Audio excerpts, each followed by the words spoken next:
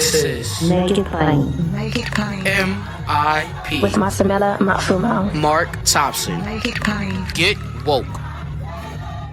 New from Radiotopia presents Red for Revolution, an audio drama about Black love, queer romance, and liberation. Join Jasmine, an 18-year-old navigating her queer identity while learning about her grandmother's secret love affair. Through her discoveries, we're transported back to 1971 to witness two remarkable women embark on a romance that defies all conventions. Subscribe to Radiotopia Presents and listen to Red for Revolution wherever you get your podcasts.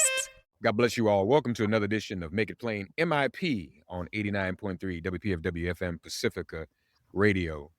And a very special program today as we observe this week the 30th anniversary of the historic Million Man March.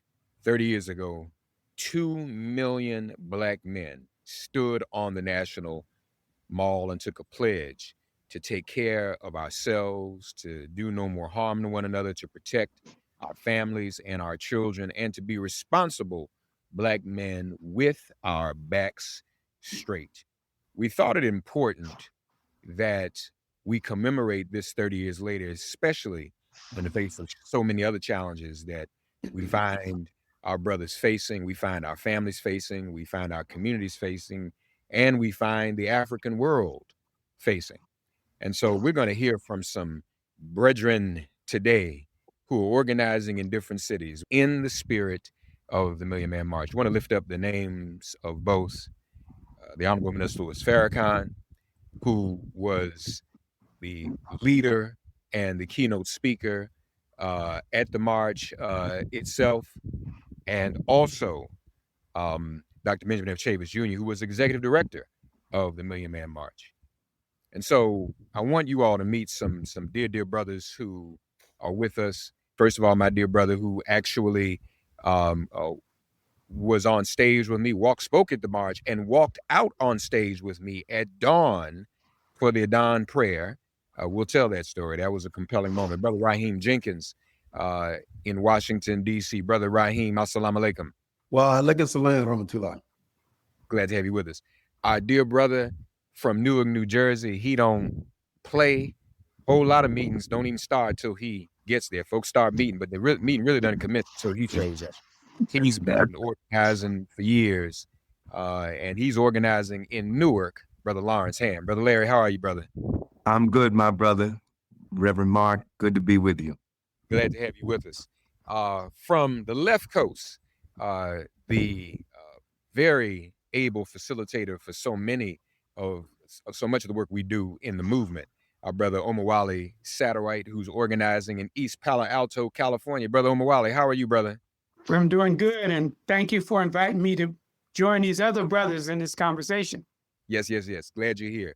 And joining us from Ohio, so you represent about 3 cities in Ohio, I think. Brother Russel, Neal, welcome, brother. Thank you. Glad to be here. Yes. Akron, Canton, and Cleveland. Akron, Canton, and Cleveland, getting it on for the Million Man March anniversary. Our brother from the state in which I reside, also a big part of the Coalition Black Trade Unionist Men's Committee, and they're doing very important work. They're really chipping in on this in a lot of these cities. Brother Alain, Berrouet. Brother Alain, welcome, man. Peace to be with you, brothers. Great to be in here with you all. It's a pleasure to have you, my brother. Thank you. And also joining us now from Baltimore. Baltimore has kept the lamp trimmed and burning for these 30 years, y'all. They've had a Million Man March commemoration. Not many other cities I know have done that. Maybe Detroit. Brother Edwin Avent from Baltimore. Brother Edwin, glad to have you, man. You're muted, brother. There you go. Hey, good afternoon, my brothers. It's a pleasure to be here with you all. It's a pleasure to have you. And last but not least, from the hometown of my teacher and mentor, who was there with us, who provided a lot of the vision. He did so much for us, and probably the greatest and the most significant political scientist in our people's history after W.B. Du Bois, Dr. Ronald Walters, here from his hometown organizing in Wichita. It's Corinthian Kelly. My brother, how are you? I'm doing excellent, Reverend Mark. I am honored and humbled to be on this call with such distinguished gentlemen. So thank you so much for having us. Yes. Glad to have you. Corinthian, I want to start with you. We were talking before we started broadcast you all about where everybody was 30 years ago. Corinthian, tell us where you were 30 years ago and how you participated in the march. Yes, sir. So 30 years ago, October 16th in 1995, I was 9 years old and I was in my hometown of Newport News, Virginia. I'm originally from Newport News, Virginia. My whole family is from the Tidewater area. And I remember the march because I went over to my grandmother's house. My grandmother was originally from Macon, Mississippi. And I went to her house and she had the Million Man March on C-SPAN. And I watched it. I couldn't quite comprehend everything that was going on, but what I was amazed and in awe of was the sea of beautiful Black and brown faces as far as the eye could see. I remember that distinctly. And I also remember the Honorable Minister Louis Farrakhan up talking, in addition to Maya Angelou. I did recognize that name. So that's where I was. So I feel honored 30 years later to be involved in organizing efforts in present day. And thank you, brother. We're honored to have you with us. Brother Rahim Jenkins, you were there, but you were also intimately involved in the organizing. Tell our audience a little bit, Brother Rahim, about some of the events that led to the Million Man March. It just didn't pop up out of nowhere. Yeah, I think that's very important. And I'm also honored to be on your show today as well, Mark. But for me, it started in 1993. It might have been April of 1993 for the first Peace and Justice Gang Summit that took place in Kansas City. And I happened to have a conversation with dearly beloved brother Dick Gregory, and he was asking me, did I know about the gang summit that was about to take place? And I had no idea. And so he said, well, you need to get in touch with Ben Chavins. And interestingly, I had not personally met Ben at this time. And so I said, I don't really know Ben. So Dick took it upon himself, who was the mayor of DC at that time, Mayor Sharon Pratt Kelly. He went to Dick. Dick went to the mayor and said, you need to send these brothers to Kansas for this gang summit so they can begin to talk about the violence. I'm going to fast forward the story. So I wound up having a phone conversation with Ben. He was excited about DC being represented. And so we met in Kansas. And from Kansas, we went from Kansas, I think Cleveland, Chicago, the Twin Cities in Minnesota, and we started moving around. And it just so happened at the time, I think, if I'm not mistaken, Mark, Ben was the executive director of the NAACP, and the funding for the march was coming from there. So when Ben left, that kind of slowed the funding down, and everybody was left to do it on their own. Conversations with that leadership, this was Carl Upchurch, Gator Bradley out of Chicago, Sharif Willis out of the Twin Cities, Minnesota, and the brothers from the West Coast. We had agreed that eventually we would come to Washington, D.C., where there was no organized street gangs. And this is history, because that was a safe space, and we need to be able to know this and share that eventually we would convene in D.C. because there were no organized national street gangs in D.C., and that we would come here. So when Ben was no longer with the NAACP, it stopped our meeting locally, but the Minister Farrakhan, started the national all men's gatherings, if you can remember that, going around the country. So the spirit of us all coming together and coming to DC, that seed had already been planted. And so then we went from there, began to plan the Million Man March, to which myself, you, Brother Mark, and Ben Chavins, we then opened the national headquarters for the Million Man March here in Washington, D.C., and if I'm not mistaken, I think it was Phi Beta Sigma's corporate office for DC, and that was the office. And we literally opened that office and began to do what we're doing right now today, the national organizing, without internet and social media and that kind of thing to get the word around that we were bringing 1 million plus Black men to Washington, D.C. Yeah, we didn't have all this technology back then as we had, and we got 2 million men there. Exactly. Without that, just like Lawrence Hamm, Marcus Garvey had less technology than that, and he had 6 million members. That's right, worldwide. That's right. That's right. Lawrence, tell us about your experience with the Million Man March 30 years ago. And coming from Newark, let me just say, y'all, this would not have, and Brother Rahim knows as well, that the East Coast showed out Yes. on the Million Man March. And you know, our most significant organizer, our best organizer for the whole East Coast was Rudolph Giuliani. Because every morning at his New York mayoral press conference, he would tell people, don't go to the Million Man March. Mhm. And we were like, keep it up, dude, because whatever he told people not to go to, they were going to go to. And whatever he told people to go to, they would not go. So he helped us out a lot, Lawrence. Yes. Well, like Brother Rahim, I think the roots go back for us in Newark. One of the stops on the Stop the Killing tour was the Jacob Javits Center. There was a rally there in 1993, and many of us came there. And I think that was really the beginning, because I began to work more closely with the Nation of Islam in Newark. I don't know if you knew this, Mark, but I used to work for Ben Chavis. I was with him when he was the executive director, Commission for Racial Justice, United Church of Christ. But I had since moved on, and now I was in Newark working with my group, People's Organization for Progress. But, you know, there were a series of rallies that led up to the call to the Million Man March. And I got a call from Minister Qadir Muhammad, who you know, who was then Minister of Mosque 25 in Newark, New Jersey. He reached out to me in the summer of 1994, and he asked me if I would work with him to organize New Jersey to go to the Million Man March. Make a long story short, we had a meeting at a Black-owned restaurant owned by a brother named Reuben Johnson. His name of his restaurant was Reuben's on Court Street in Newark, New Jersey. And we brought a lot of the community leaders there and women.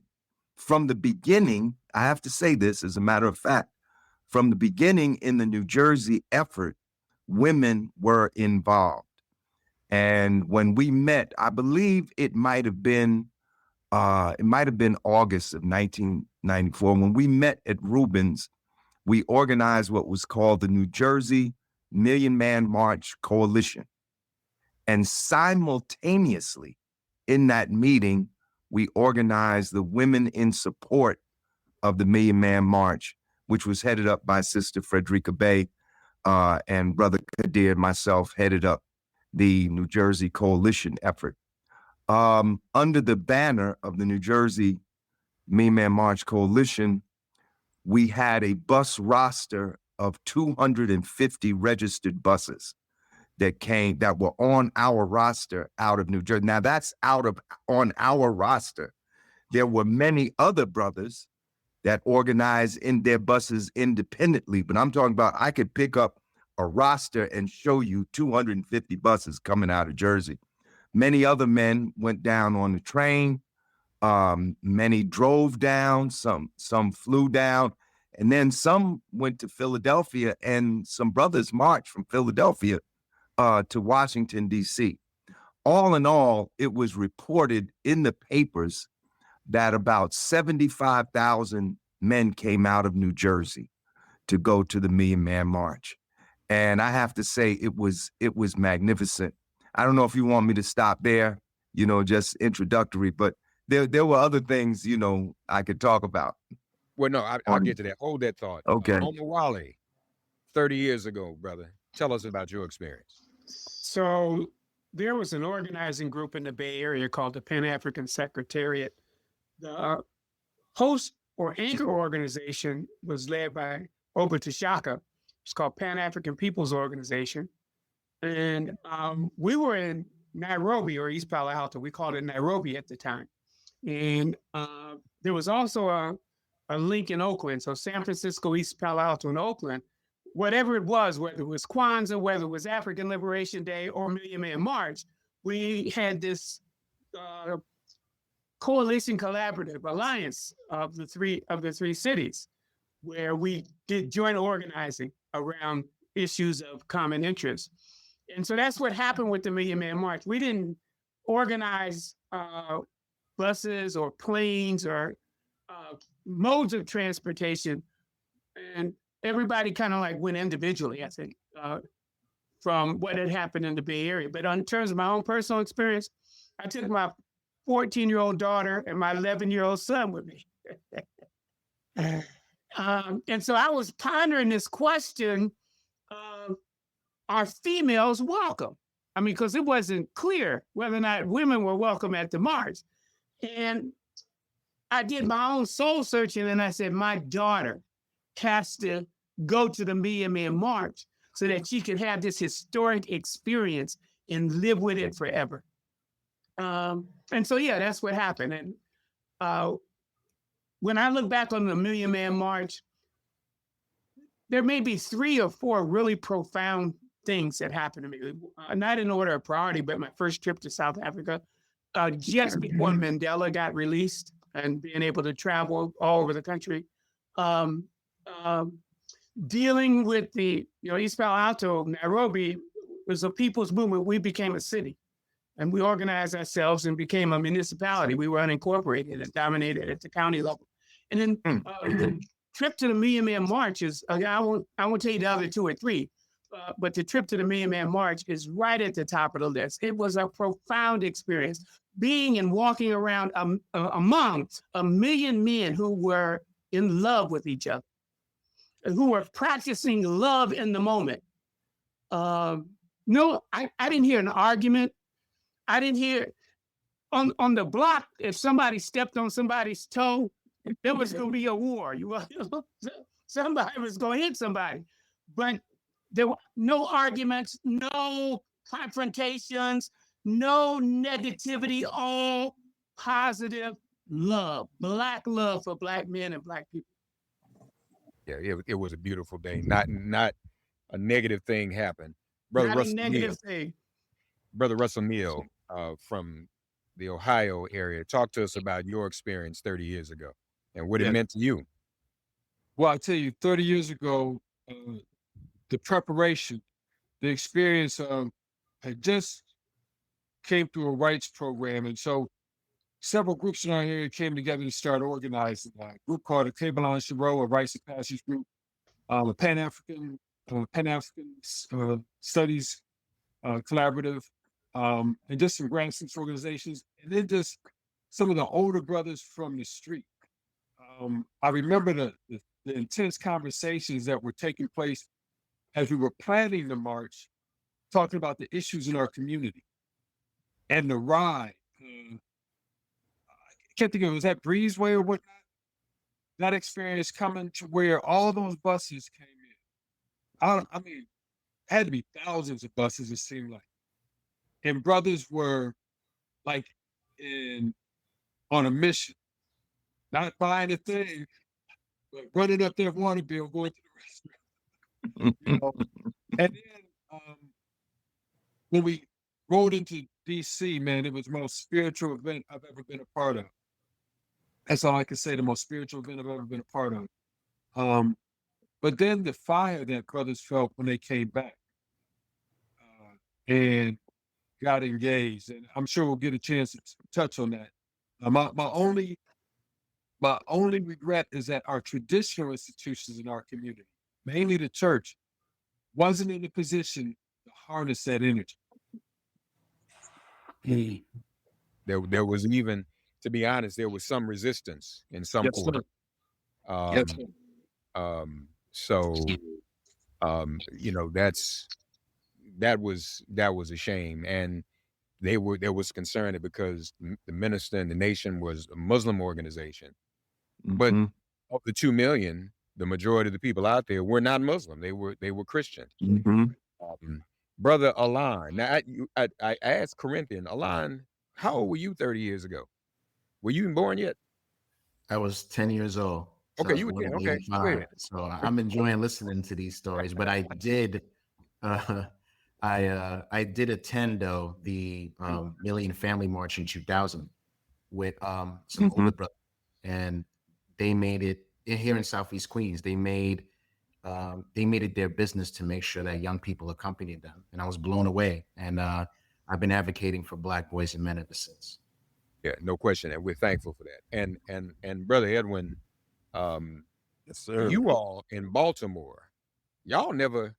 A lot of us just, we got into other things. We never forgot, but y'all never stopped. Yeah. Like y'all are still the same vibe, as you were 30 years ago. Yeah. Well, we're fortunate enough to have a couple of catalysts here. People that are like glue to keep us together. Definitely, I give all the shout out to my sister Eartha Harris, who has definitely been the glue and the fire for a bunch of the brothers here. But because of that prodding along, we have stayed together. She and I served on the local organizing committee of the Million Man March 30 years ago here in Baltimore. When we were meeting, we were being led by brother Reverend John L. Wright here in Baltimore. But you had brothers from the mosque, brothers from churches, brothers from fraternities, everybody. We were meeting on a regular basis to put it together because our task was to get 250,000 men from Baltimore. Since we were so close, if we could get 250,000 brothers from Baltimore down there, it would make a huge difference. And so we were all out, getting to work in our different organizations and getting everybody fired up. But I remember that time very vividly. I remember going down there just thinking that we were going to get the master plan. We were going to come back with this master plan of writing. And each city, we're going to do the same exact thing to take over our community. It was the master plan. I was looking for the Million Man Millionaire game plan. But, I was inspired to go on and build businesses and build schools. And so those things were definitely positive things that came out of the Million Man March for me. Hey, just real quick, you built a school. Yes, sir. I have a Came to school in Baltimore. It's called Baltimore Collegiate School for Boys. So That's we right. have Wow. 320 young Wow. brothers that we are raising up. We have several clubs. We opened in 2015, 20 years after the Million Man March. So we're Right. celebrating our 10-year anniversary. And God has been good, man. We got 95% of our boys are graduating from high school in 4 years, and 50% of them are in college right now.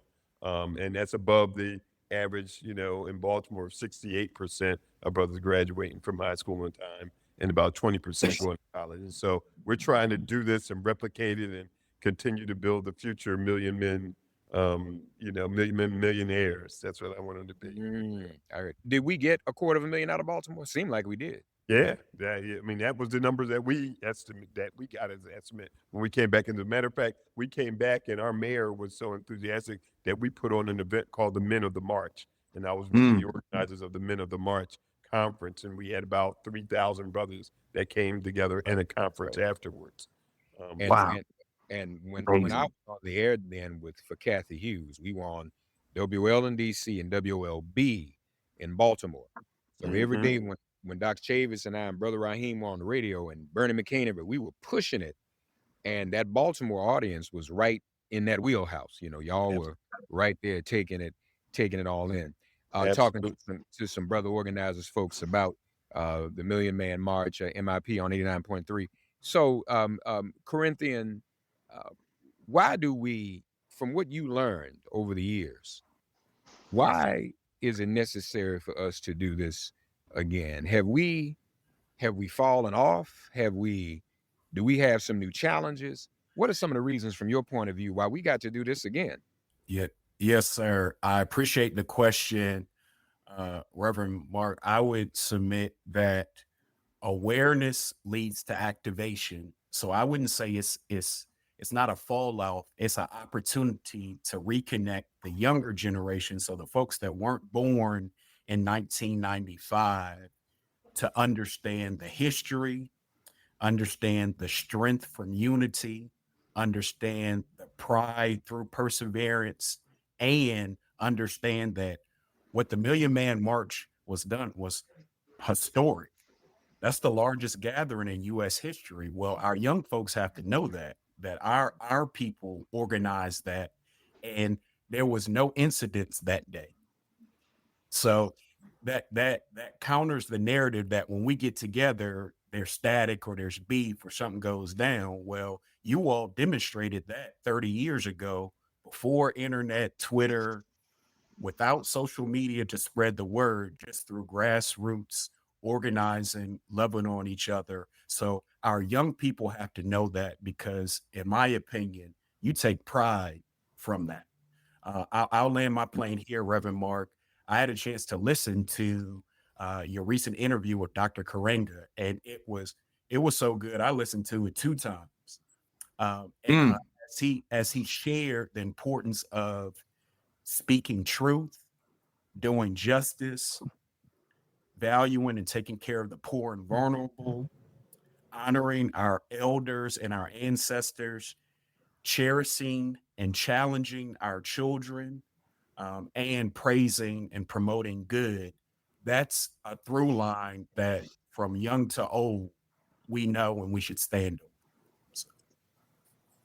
In fact, folks, we're going to be adding that interview and Dr. Karenga. Dr. Karenga wrote the original mission statement 30 years ago, and he's written a new mission statement. All of that will be available at millionmanmarch2025.com. If it's not already up there, check millionmanmarch2025.com, as well as a schedule of what's happening in all the cities. Brother Rahim, how about you? Why is this important at this time? The work that you all did 30 years ago in terms of the gang summits and the peace summits, where does that stand now? And why is it important that we not only have this march, but we continue those kinds of conversations?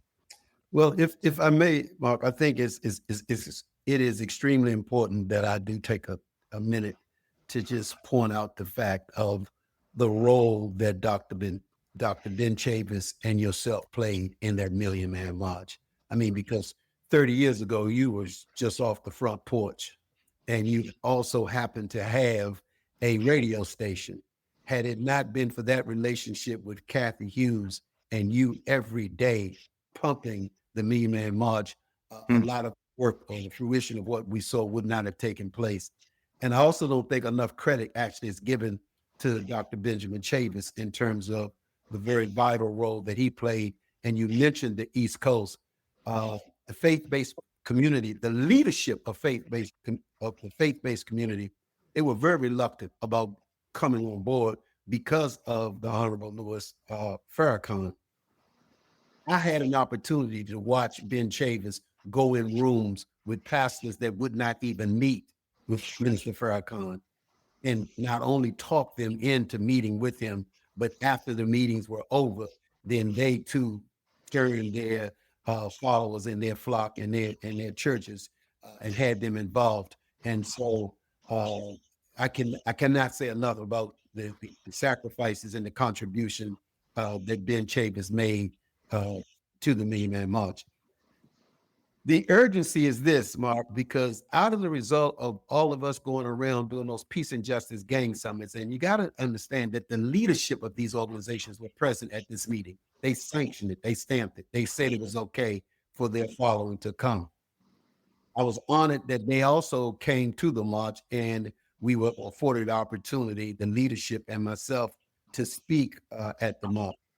What is so relevant now that it's the same battle. We just have to get back on the battlefield and readdress this new generation that we're seeing in our communities that have no sense of self, don't have the value of that we accomplished on the Million Man March or the way it's described. Because Mark, if there's a moment that you and I share, and you spoke about it earlier, that right at the beginning of the march, just when daybreak was being set, as we walked out on the stage, the call to prayer, which is the Adhan, was said over those monument grounds, where on those very grounds, our ancestors were once traded and sold right there on that march. And I've been asked, especially by my grandkids, what did that look like? What did that feel like? And I can just say that I've already had an opportunity to look into heaven. And that's what it looked like, as you and I said. And as it got daybreak, it got lighter and lighter. And as far as the eye could see, we could see nothing but Black men standing in the darkness in daybreak, quiet. It wasn't, I mean, it was, you would, if you had passed there, you would know that many men were there, rank and file. And so I've had an opportunity to see what heaven looks like on that morning. And so with us coming back locally, identifying those things that we need to do, and I'll just stop here. Somebody already mentioned it. The faith-based communities, the mosques, the churches, we have to begin to reclaim the communities that these places are in and provide services to our people. And we have to bring the ministries back to the street under atonement and reconciliation. No question about it. And Well Brother said. Rahim, you're very well said. Brother Rahim, we Bill Clinton left town. Newt Gingrich and Congress left town. They say, y'all got it. So y'all got the whole capital. Just we out. They handed it over. And we were in a holding area where the president is held. The president-elect is held before the president comes out to be sworn in. Yes. And we walked out of the door that every president walks out of on the west front of the Capitol to take that oath of office, the most powerful door in the world, to the Adhan call, to prayer, and to a sea of 2 million men. Larry Hamm, why would you say this is an important moment to do this? Not just for commemoration's sake, but because of what some of our people are facing. And feel free to share with us, what are some of the things that we're facing in Newark? Well, first of all, I want to say Brother Rahim spoke very well just now. It really touched me. We're faced with profound crisis. And not that there has ever been an era when we didn't have crisis, but I think everybody can agree right now that we're faced with an even deeper crisis. And in a time like this, we have to reach back to the wellspring of our spiritual strength. And, it's important that people understand. And, I'm just a regular guy. I'm not a pastor, or an imam, a religious leader of any kind. But I recognize the deep spiritual character that's why it was such a transforming event for people. People want to say, well, what did it accomplish? What it accomplished is that it changed men's hearts and changed their minds and reoriented them. And the first step toward any revolution is the transformation of the mind.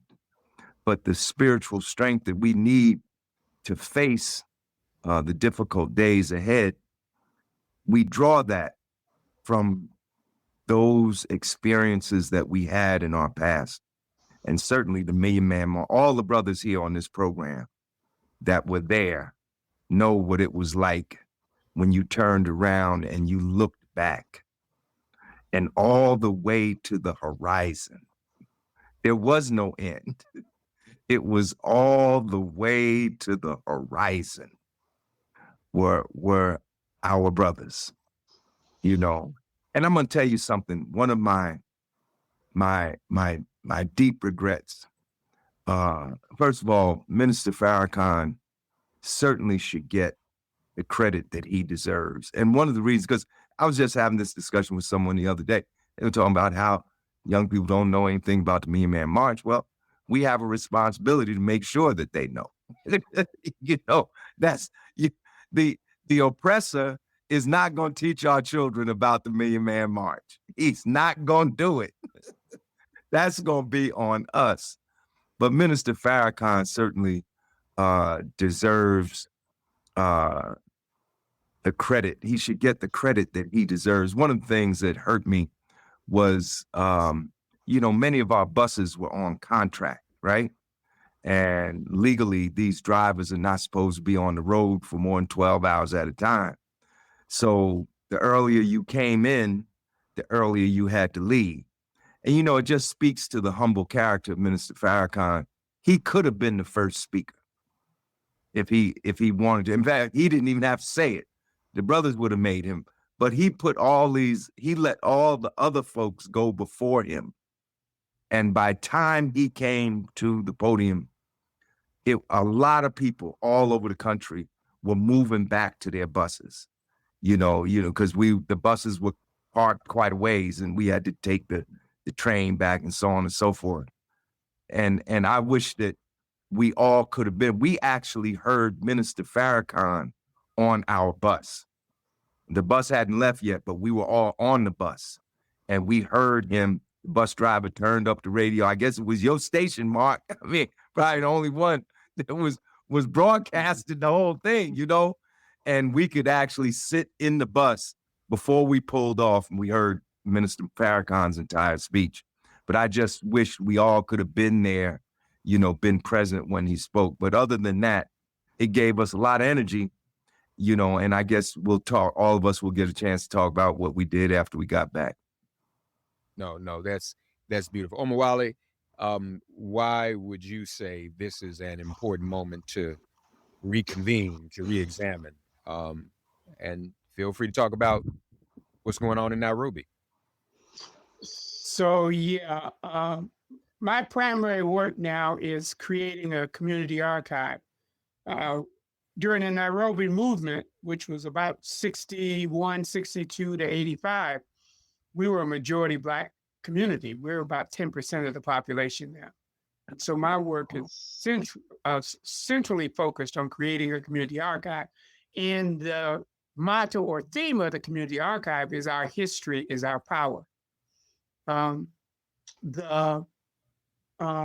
it's important, I think, for us to commemorate on a regular basis, and certainly at the 30th year, the Million Man March, because understanding and knowing that story empowers us to be a greater and a more productive and a more informed people as we work for freedom and justice. The other thing I want to say, though, is I have a different take on the march that I've argued a little differently over the years. Most the biggest criticism I ever heard, and it was also stated here today, is that there was no strategically pre-planned, coordinated action after the march that took place across the country. That's true. But I don't see that as a failure. What in fact happened is the 2 million people that were there, the 2 million men that were there, they went back home and worked differently, worked with a different spirit, with a different focus, with a different energy, with a different sense of connectedness. That part of the story has never been documented. But I think that when I see the post-march, when I think about post-march, I don't think about the absence of a national strategic coordinated strategy.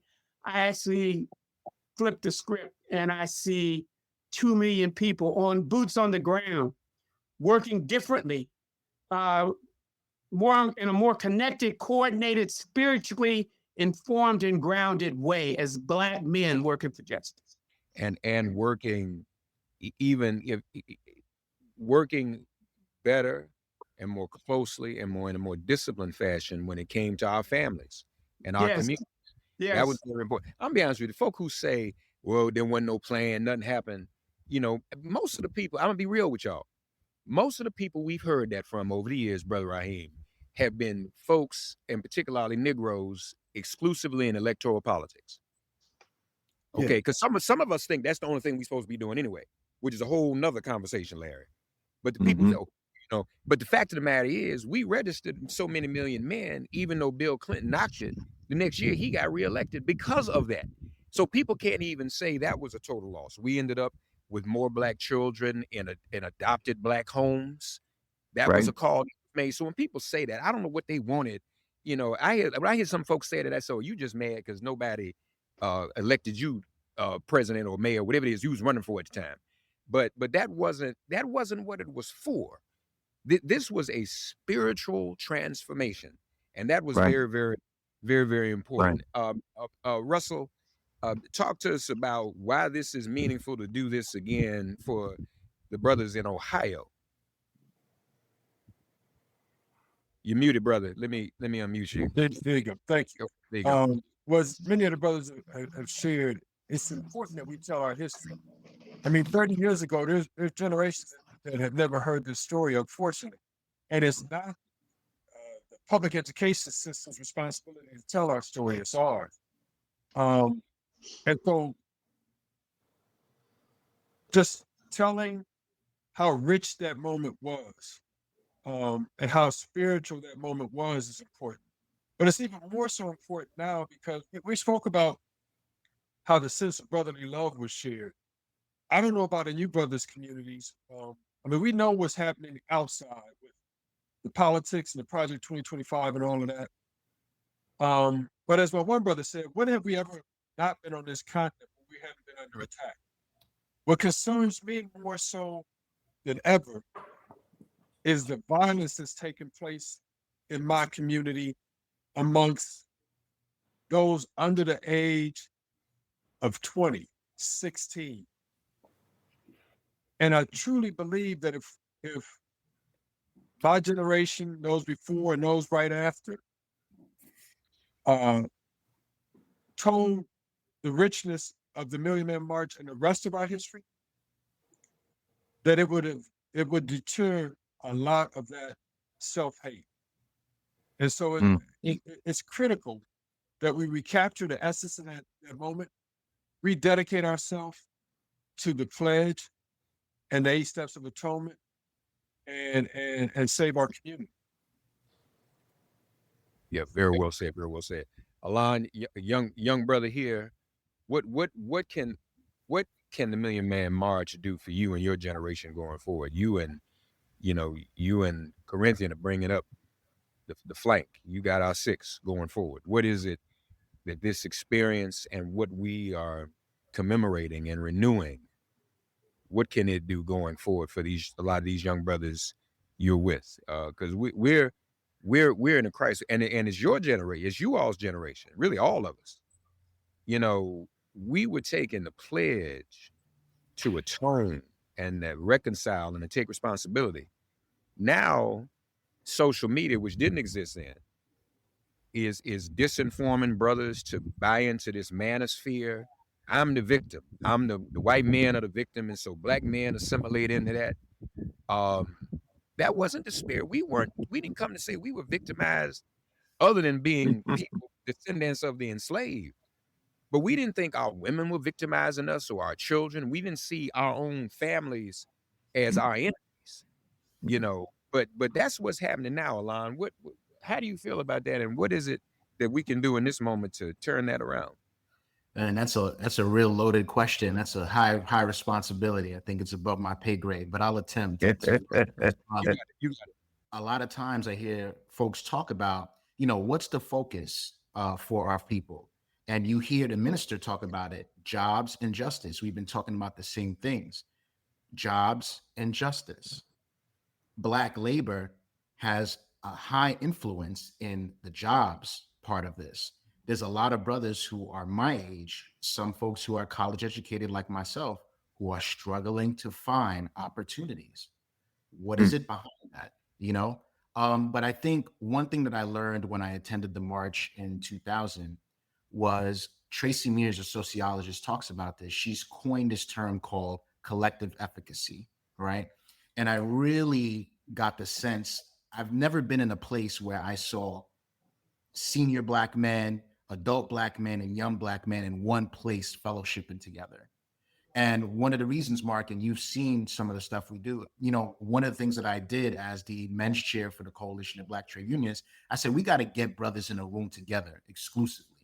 And we put together something called brawl halls, not town halls, but brawl halls. that are specifically geared I towards like Black that. men. And we've been doing that over the country. Mark, we did it in Orlando at our international convention, and we had close to 200 brothers in a room for up to 4 hours, and we were just discussing it. We got it on tape. We got to release it. But that's what I think needs to happen. Simple. We need to get our brothers into a room to discuss what we're going to do. As Brother Rahim was saying, and it's very poignant and targeted what he said, we got to go back into our communities, right?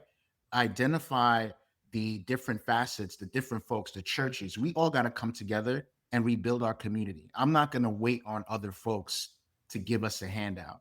That's just something that I got from the march. We can do for selves.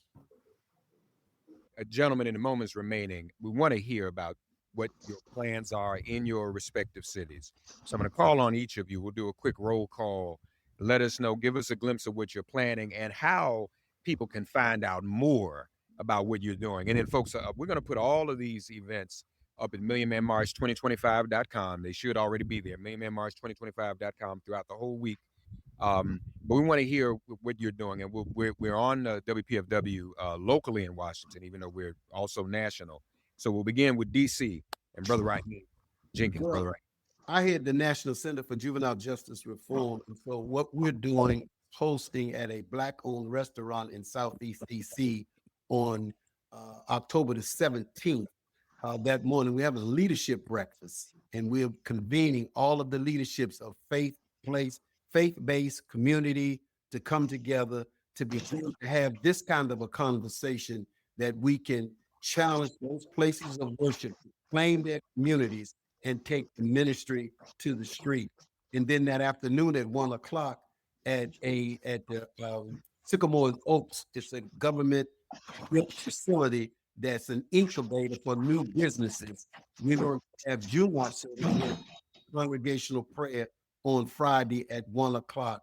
And after the Jumu'ah prayer, we will have a conference to be able to come with a working agenda that we can share around the city of Washington, D.C., that we begin to help in the areas of housing, health, employment, and education. And so that's what the day after, that's what it looks like for us on October the 17th.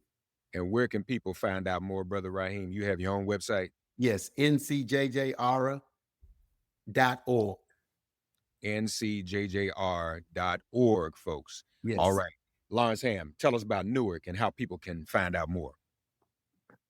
In Newark, New Jersey, on October 16th, we will be having the 30th anniversary commemoration of the Million Man March. It's going to take place 6 p.m. Thursday, October 16th at St. James AME Church. That's 588 Dr. Martin Luther King Jr. Boulevard in Newark. We're going to have a panel discussion on the Million Man March, a keynote presentation, and an audience discussion about the Million Man March. The panel discussion will consist of Reverend Ronald Slaughter, who's the pastor of St. James, Sister Frederica Bay from Women in Support of Million Man March, Student Minister Abdul Haq from Mosque number 25 in Newark, and myself on the panel discussion. The keynote presentation will be given by Mayor Ras Baraka, Mayor of the City of Newark, and then we will have an open Q&A and reflections from the audience in that program. So that's our program in Newark. People need more information. They can call 973-801-0001, People's Organization for Progress. And also there's an article, Black Star News did an article on our upcoming event. So if you go to Black Star News, just Google Million Man March, it'll pop right up. Thank you. Omowale Satterwhite, let us know what you're doing in East Palo Alto. We're having a commemoration gathering on October 16th, and it will precede the national gathering that we will all join once the time and date is set for that. At our own gathering, we will begin with some brief history of the Million Man March, some reflections about the experience as we've done here today, and through individual storytelling and testimony, And then lastly, because the theme is looking back, looking forward, invite people to what are our revelations about, what the march means to us and what it commands us to do as we go forward. We have a group that meets on a regular basis, and the Million Man March this experience just now becomes a way to deepen our sense of understanding of our history, bring about some connectedness of this group that meets on an ongoing basis, addressing Black issues in our community, and then lay the foundation for others to join the work that we're doing, and also inspire us to move collectively going forward. So it'll be a single event. It'll precede the national event, and then we'll invite and encourage people to join the national event on an individual basis on the 16th, once that schedule is set. So we're just really highly energized about the opportunity to be a part of a national initiative. Thank you, Barbara, Reverend Mark. Thank you, man. No, thank you for pulling that together out in East Palo Alto. Is there a way for people to contact who want to join your event? I don't have the Zoom link now, but OMOSAT@AOL.com. OMOSAT@AOL.com. And once you get the Zoom link, we'll put it up on the national website. Russel Neal Jr., tell us what's all planned for this week in the state of Ohio. Sure, for Canton, Akron, and Cleveland. All three cities are using this as a catalyst for greater collaboration moving forward, keeping the spirit of the march as a center point and focusing on the pledge and the 8 steps of atonement. So for those in Canton, they can reach out to the President Thomas West. For those in Cleveland, they can reach out to Jerry Prim, who runs the Solution and has got a Tech Hive Center. But in Akron, on the 16th, the local chapter of the 100 Black Men is hosting a breakfast at one of the schools, one of the middle elementary schools, in the morning at 8 o'clock. And then in the evening from 5:30 to 7:30, the minister from the local mosque, Minister Stephen Muhammad, and pastor from Prince of Peace Baptist Church, Pastor Jack Streeter, are hosting an event where we're inviting men from across the city, more organizations to come for a time of reflection and rededication as we take time to reflect on what happened that day, but then spend most of the time going over the pledge and the 8 steps of atonement. We commit to working together moving forward. That's beautiful. Thank you, Russell. Brother Alain, New York. For New York, the greatest city in the country. Just wanted to put that out there. No offense. Even though we got eliminated from the doggone playoffs, and I'm still traumatized behind that. So go ahead. We'll survive. So on October 15th, we're putting together the first ever virtual Bro Hall. Join us for a powerful dialogue as we reflect on the 30th anniversary of the Million Man March, to examine the current realities of what we're going through. And then also that same week, we are doing a 30 years later, marching forward. The Brothers of New York City, from Legacy to Liberation, join us. And we're going to be marching the No Kings rally, but we're getting brothers from all of the labor unions to march with us. That's happening on Saturday, October 18th. You can find more information at newyorkcbtu.org.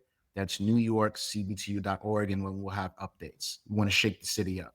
We've been saying too, y'all, this No Kings, N-O Kings, in response to no good Donald Trump.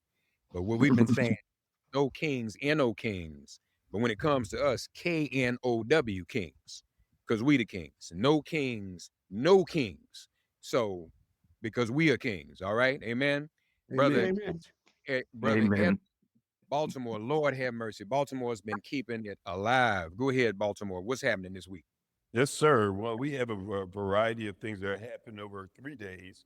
On the actual day of the celebration, October 16th, we will have our annual sunrise prayer. That'll be taking place at 6 a.m. in Druid Druid Hill Park, which is in the center of the city. Brothers and sisters will gather there at Druid Park Lake Drive and Swan Drive at 6 a.m.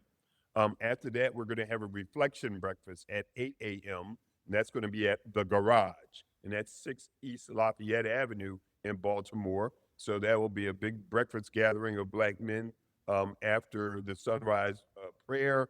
Then that evening at 7 p.m., there will be an all men's town hall that we will have at 7 p.m. at the Garage again. It's a town hall to talk about the state of Black men in Baltimore and beyond and what we can do together. Then the following day on the 17th, I'm sorry.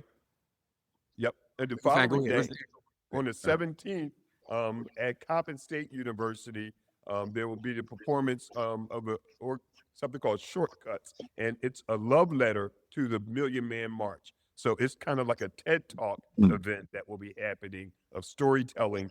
It happens on that evening, 6:30 p.m. on Friday the 17th at Coppin State University at the James Weldon Johnson Auditorium, and that is free.